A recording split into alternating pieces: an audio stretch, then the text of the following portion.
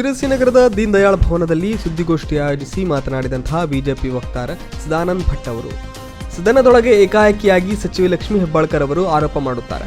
ಇದರಿಂದ ಗೊಂದಲಗಳು ಸೃಷ್ಟಿಯಾಗಿ ಸಭಾಪತಿಗಳು ಇದರ ತನಿಖೆ ನಡೆಸಿ ಆಕ್ಷೇಪಾರ್ಹ ಪದಗಳನ್ನು ಸಿಟಿ ರವಿ ಅವರು ಬಳಸಿಲ್ಲ ಎಂದು ತಿಳಿಸಿದ್ದಾರೆ.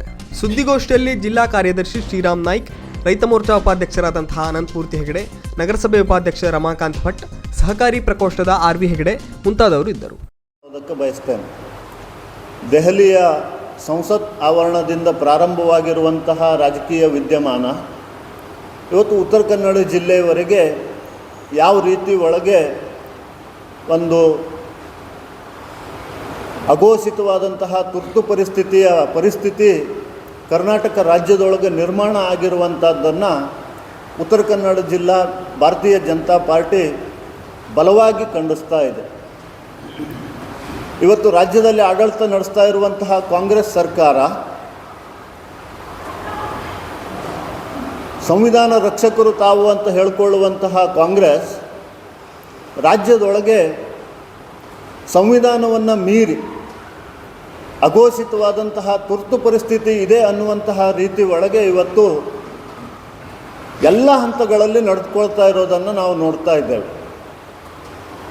ಮೊನ್ನೆ ಬೆಳಗಾವಿಯ ಸುವರ್ಣಸೌಧದಲ್ಲಿ ನಡೆದಂತಹ ಘಟನೆ ಇದಕ್ಕೆ ಅತ್ಯಂತ ತಾಜಾ ಉದಾಹರಣೆ. ಮಾಜಿ ಮಂತ್ರಿಗಳು, ವಿಧಾನ ಪರಿಷತ್ತಿನ ಗೌರವಾನ್ವಿತ ಸದಸ್ಯರಾದಂತಹ ಮಾನ್ಯ ಸಿ.ಟಿ. ರವಿಯವರನ್ನು ಸದನದೊಳಗೆ ಆಕ್ಷೇಪಾರ್ಹ ಮಾತುಗಳನ್ನು ಆಡಿದ್ದಾರೆ ಅನ್ನುವಂತಹ ಕಾರಣವನ್ನು ಇಟ್ಟುಕೊಂಡು ಒಂದು ಕುಂಟು ನೆಪವನ್ನು ಮಾಡಿಕೊಂಡು ಸಿ.ಟಿ. ರವಿಯವರ ಮೇಲೆ ದೈಹಿಕವಾದಂತಹ ಹಲ್ಲೆ ಮಾಡುವಂತಹ ಪ್ರಯತ್ನದೊಂದಿಗೆ ಅವರನ್ನು ಅಕ್ರಮವಾಗಿ ಸದನದಿಂದ ಬಂಧಿಸಿಕೊಂಡು ಹೋಗ್ತಾ ಇರುವಂಥದ್ದು ಕಾಂಗ್ರೆಸ್ ಪಾರ್ಟಿ ಇವತ್ತು ರಾಜ್ಯ ಸರ್ಕಾರ ಕಾನೂನನ್ನು ಯಾವ ರೀತಿಯಲ್ಲಿ ದುರ್ಬಳಕೆ ಮಾಡ್ಕೊಳ್ತಾ ಇದೆ ಅನ್ನುವಂಥದ್ದನ್ನು ರಾಜ್ಯ ಸರ್ಕಾರ ಇವತ್ತು ಉತ್ತರ ಕೊಡಬೇಕಾದಂತಹ ಸ್ಥಿತಿ ಒಳಗೆ ಇದೆ.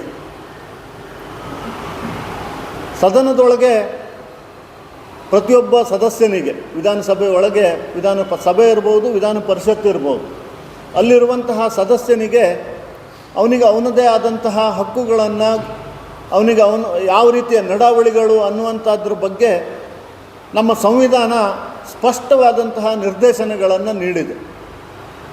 ಕೇವಲ ಸಂವಿಧಾನವನ್ನು ರಕ್ಷಣೆ ಮಾಡುವಂಥವ್ರು ತಾವು ಹೇಳುವಂತಹ ರಾಜ್ಯ ಕಾಂಗ್ರೆಸ್ ಸರ್ಕಾರ ಯಾವ ರೀತಿ ಸಂವಿಧಾನಕ್ಕೆ ಗೌರವವನ್ನು ಕೊಟ್ಟಿದೆ ಅನ್ನುವಂಥದ್ದು ಇವತ್ತು ಜನರ ಮುಂದಿದೆ. ಸದನದೊಳಗೆ ಏಕಾಏಕಿಯಾಗಿ ಲಕ್ಷ್ಮೀ ಹೆಬ್ಬಾಳ್ಕರ್ ಅವರು, ಮಾನ್ಯ ಸಚಿವರು, ತನ್ನ ಬಗ್ಗೆ ಆಕ್ಷೇಪಾರ್ಹವಾದಂತಹ ಪದವನ್ನು ಬಳಸಿದ್ದಾರೆ, ಸಿ.ಟಿ. ರವಿಯವರು ಅನ್ನುವಂತಹ ಆಪಾದನೆಯನ್ನು ಮಾಡ್ತಾರೆ. ಅದರ ಬಗ್ಗೆ ಒಂದಷ್ಟು ಗೊಂದಲಗಳು ಸದನದೊಳಗೆ ಸೃಷ್ಟಿಯಾಗ್ತದೆ. ಆ ಸಂದರ್ಭದೊಳಗೆ ಮಾನ್ಯ ಸಭಾಪತಿಗಳ ಮುಂದೆ ಈ ಪ್ರಕರಣ ಹೋಗ್ತದೆ. ಮಾನ್ಯ ಸಭಾಪತಿಗಳ ಮುಂದೆ ನಡೆದಂತಹ ಸಭಾಪತಿಗಳು ಎಲ್ಲ ವಿಡಿಯೋ ದಾಖಲೆಗಳನ್ನು, ಆಡಿಯೋ ದಾಖಲೆಗಳನ್ನು ಏನೇನು ಲಭ್ಯ ಇದೆ ಅದನ್ನೆಲ್ಲದನ್ನು ಕೂಡ ಪರಿಶೀಲನೆ ಮಾಡಿ ಆಕ್ಷೇಪಾರ್ಹ ಪದಗಳನ್ನು ಸಿ.ಟಿ. ರವಿ ಬಳಸಿದ್ದಾರೆ ಅನ್ನೋದ್ರ ಬಗ್ಗೆ ಯಾವುದೇ ದಾಖಲೆಗಳಿಲ್ಲ ಅನ್ನುವಂಥದ್ದನ್ನು ಸ್ಪಷ್ಟವಾಗಿ ಉಲ್ಲೇಖವನ್ನು ಮಾಡ್ತಾರೆ. ಹಾಗೆಯೇ ಮಾನ್ಯ ಎಚ್.ಕೆ. ಪಾಟೀಲ್ರವರು ಸಚಿವರು ಅವರೆಲ್ಲ ಸೇರಿ, ಪೊನ್ನಣ್ಣ ಅವರು ಅವರೆಲ್ಲ ಸೇರಿ ಹಕ್ಕು ಬಾಧ್ಯತಾ ಸಮಿತಿಯ ಮುಂದೆ ಇದನ್ನು ಒಪ್ಪಿಸ್ತಾರೆ. ಆ ಸಂದರ್ಭದೊಳಗೆ ಸ್ಪೀಕರ್ ಅವರು ನಿಮ್ಮ ಮನಸ್ಸಾಕ್ಷಿಗೆ ಅನುಗುಣವಾಗಿ ಈ ವಿಚಾರವನ್ನು ನೋಡಿಕೊಳ್ಳಿ ಅನ್ನುವಂತಹ ಒಂದು ರೂಲಿಂಗನ್ನು ಕೊಟ್ಟು ಸ್ಪೀಕರ್ ಅವರು ಈ ಪ್ರಕರಣವನ್ನು ಒಂದು ಹಂತದಲ್ಲಿ ಮುಗಿಸ್ತಾರೆ. ಸದನದೊಳಗೆ ಯಾವುದೇ ಸದಸ್ಯರನ್ನು ಬಂಧಿಸೋದಕ್ಕೆ ಅಥವಾ ಅವರು ಹೇಳಿರುವಂಥ ವಿಚಾರಗಳ ಬಗ್ಗೆ FIR ದಾಖಲಿಸಲಿಕ್ಕೆ ಅವಕಾಶ ಇಲ್ಲ. ಇದು 1600ನೇ ಇಸ್ವಿ ಒಳಗೆ ಬ್ರಿಟಿಷ್ ವ್ಯವಸ್ಥೆ ಒಳಗೆ ಏನು ಪಾರ್ಲಿಮೆಂಟರಿ ಸಿಸ್ಟಮ್ ಇತ್ತು ಅದನ್ನು ನಾವು ಎರವಲು ಪಡೆದು ನಮಗೆ ಬೇಕಾದ ರೀತಿ ಒಳಗೆ ನಾವು ಅಂಬೇಡ್ಕರ್ ಅವರು ನೀಡಿದಂಥ ಸಂವಿಧಾನದಲ್ಲಿ ಅಳವಡಿಸಿರುವಂಥದ್ದು. ಸದನ ಒಂದು ಸಲ ಪ್ರಾರಂಭ ಆಯಿತು ಅಂತಂದರೆ ಸದನ ಅನಿರ್ದಿಷ್ಟ ಕಾಲದವರೆಗೆ ಮುಕ್ತಾಯವಾಗಿದೆ ಅಂತ ಸ್ಪೀಕರ್ ಘೋಷಣೆ ಮಾಡುವವರೆಗೂ ಕೂಡ ಸಂಪೂರ್ಣವಾಗಿ ಸದನದ ಕಸ್ಟೋಡಿಯನ್ನು, ಅದರ ಸಂಪೂರ್ಣವಾದಂತಹ ಉಸ್ತುವಾರಿ ಸ್ಪೀಕರ್ ಅವರು ಇರ್ತಾರೆ. ಸ್ಪೀಕರ್ ಅವರ ಅನುಮತಿ ಇಲ್ಲದೆ ಯಾವುದೇ ವಿಚಾರ ಇದ್ದರೂ ಕೂಡ ನಾವು ತಕರಾರನ್ನು ಸಲ್ಲಿಸೋದಕ್ಕೆ ಅವಕಾಶ ಇದೆ. ತಕರಾರು ಸಲ್ಲಿಸೋದಾದರೆ ಸ್ಪೀಕರಿಗೆ ತಕರಾರನ್ನು ಸಲ್ಲಿಸಬೇಕು. ಅದಕ್ಕೆ ಒಂದು ಶಿಸ್ತು ಸಮಿತಿ ಅಂತ ಅಲ್ಲಿರ್ತದೆ. ಅಲ್ಲಿ ವಿಚಾರಣೆಯನ್ನು ಮಾಡ್ತಾರೆ, ಅದರ ತೀರ್ಮಾನ ಏನು ಅನ್ನುವಂಥದ್ದನ್ನು ತೆಗೆದುಕೊಳ್ತಾರೆ. ಇವತ್ತು ಸಿ ಟಿ ರವಿಯವರ ವ್ಯಕ್ತಿತ್ವದ ಬಗ್ಗೆ ಮಸಿ ಬಳಿಯುವಂತಹ ಏನು ಒಂದು ಅಪಪ್ರಚಾರದ ಕೃತ್ಯ ನಡೀತಾ ಇದೆ. ನಾನು ಒಂದು ಪ್ರಶ್ನೆಯನ್ನು ಕೇಳೋದಕ್ಕೆ ಬಯಸ್ತೇನೆ ತಮ್ಮ ಮುಖಾಂತರ. ಅಧಿವೇಶನದೊಳಗೆ ಇದೆಲ್ಲ ಘಟನೆಗಳು ನಡೀತವೆ.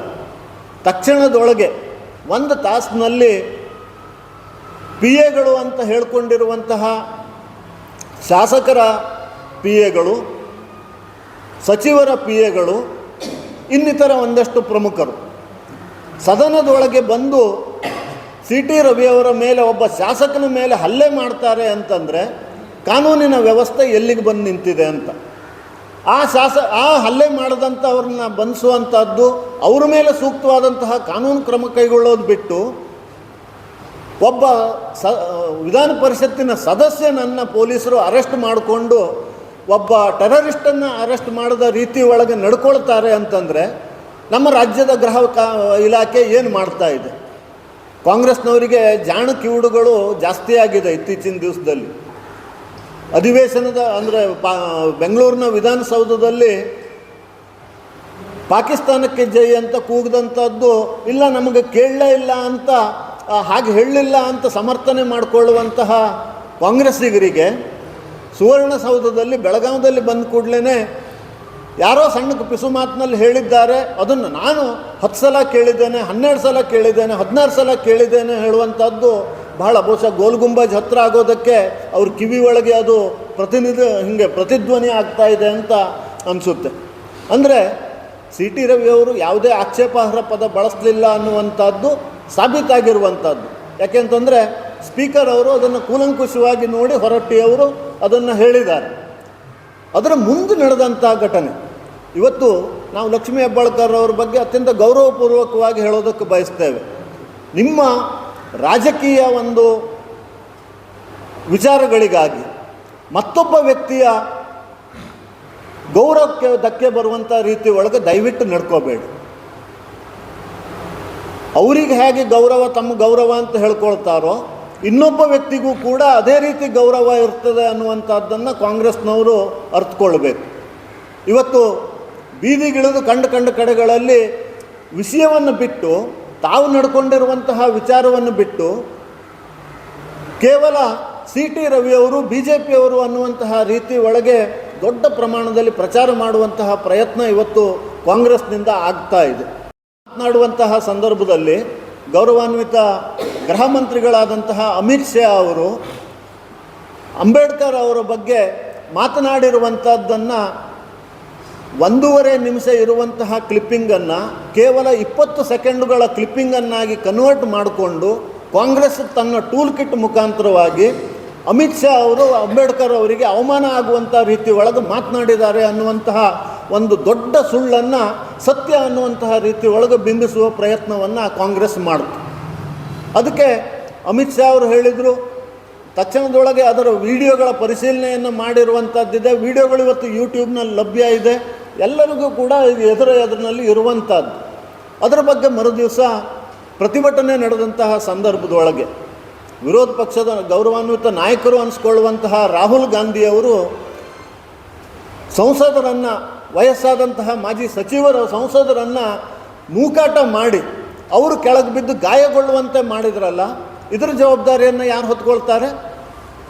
ಅಂದರೆ ಇವತ್ತು ಕಾಂಗ್ರೆಸ್ಸು ಈ ಹತಾಶೆ ಮನೋಸ್ಥಿತಿಯನ್ನು ತೋರಿಸೋದ್ರ ಮುಖಾಂತರವಾಗಿ, ಅಂದರೆ ಸಂವಿಧಾನದ ರಕ್ಷಕರು ಅಂತ ಹೇಳಿಕೊಳ್ಳುವಂಥದ್ರ ಮುಖಾಂತರವಾಗಿ ಅನವಶ್ಯಕವಾಗಿ ಅಂಬೇಡ್ಕರ್ರ ವಿಷಯವನ್ನು ಈ ವಿಷಯಕ್ಕೆ ಎಳೆತಂದು ಇವತ್ತು ಸದನ ಸರಿಯಾಗಿ ನಡೀಲಿಕ್ಕೆ ಅವಕಾಶ ಆಗದೇ ಇರುವಂತಹ ರೀತಿ ಒಳಗೆ ದೊಡ್ಡ ಪ್ರಮಾಣದೊಳಗೆ ಪಾರ್ಲಿಮೆಂಟಿನ ಜನರ ಸಮಸ್ಯೆಗಳ ಬಗ್ಗೆ ಚರ್ಚಿಸಬೇಕಾದಂತಹ ವಿರೋಧ ಪಕ್ಷಗಳು ಇವತ್ತು ಅಲ್ಲಿ ಒಂದು ಅಧಿವೇಶನ ಯಶಸ್ವಿಯಾಗಿ ನಡೆಯೋದಕ್ಕೆ ಬಿಡದೇ ಇರುವಂತಹ ರೀತಿ ಒಳಗೆ ನಡ್ಕೊಳ್ತಾ ಇರುವಂಥದ್ದನ್ನು ನೋಡಿದರೆ ಕಾಂಗ್ರೆಸ್ ಇವತ್ತು ಈ ರಾಷ್ಟ್ರವನ್ನು, ಈ ರಾಜ್ಯವನ್ನು, ಜನರನ್ನು ಯಾವ ನರಕಕ್ಕೆ ನೂಕಬೇಕು ಅನ್ನುವಂತಹ ಪ್ರಶ್ನೆಯನ್ನು ನಾವು ಕೇಳಬೇಕಾಗ್ತದೆ.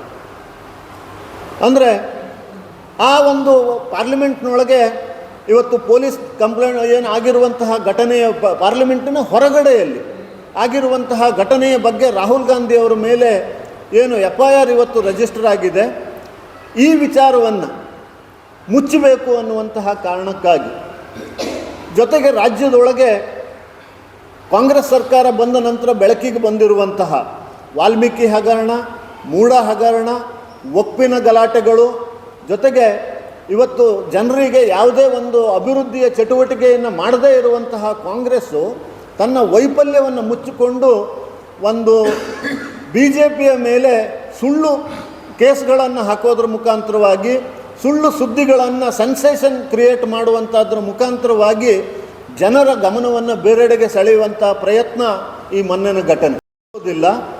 ಜೊತೆಗೆ ಮೆಡಿಕಲ್ ಟೆಸ್ಟ್ ಮಾಡಿಸ್ಬೇಕು, ಅದನ್ನು ಮಾಡಿಸೋದಿಲ್ಲ. ಯಾವ ಕೋರ್ಟಿಗೆ ನ್ಯಾಯಾಧೀಶರ ಮುಂದೆ ಹಾಜರುಪಡಿಸಬೇಕು ಅನ್ನುವಂಥದ್ದು ಇರ್ತದೆ, ಅದನ್ನು ಮಾಡೋದಿಲ್ಲ. ರಾತ್ರಿಯಿಂದ ಬೆಳಗುವರೆಗೆ ಇಡೀ ಒಂದು 3-4 ಜಿಲ್ಲೆಗಳಲ್ಲಿ ಅಲ್ಲಿಂದ ಇಲ್ಲಿಗೆ ಇಲ್ಲಿಂದ ಅಲ್ಲಿಗೆ ಅಡ್ಡಾಡಿಸಿ ಕರ್ಕೊಂಡು ಹೋಗಿ ನಂತರದೊಳಗೆ ಇದನ್ನು ಬೆಂಗಳೂರಿಗೆ ಶಿಫ್ಟ್ ಆಗುವಂತಹ ಪ್ರಕ್ರಿಯೆಗಳು ಪ್ರಾರಂಭವಾಗುತ್ತೆ. ಅದಕ್ಕೆ ಮಾನ್ಯ ಹೈಕೋರ್ಟು ನಿನ್ನೆ ಅತ್ಯಂತ ಸ್ಪಷ್ಟವಾದಂತಹ ರೀತಿ ಒಳಗೆ ರಾಜ್ಯ ಸರ್ಕಾರಕ್ಕೆ ಚಾಟಿ ಏಟು ನೀಡುವಂತಹ ರೀತಿ ಒಳಗೆ ಒಂದು ತೀರ್ಮಾನವನ್ನು ಕೊಡ್ತದೆ. ಅಕ್ರಮವಾಗಿ ಶಾಸಕರನ್ನು ಬಂಧಿಸಿದ್ದೀರಿ. ವೀಕ್ಷಕ ಮಹಾಪ್ರಭುಗಳೇ, ನಮ್ಮ ಚಾನಲ್ ಅನ್ನು ಸಬ್ಸ್ಕ್ರೈಬ್ ಮಾಡಿ, ಶೇರ್ ಮಾಡಿ, ಪ್ರೋತ್ಸಾಹಿಸಿ.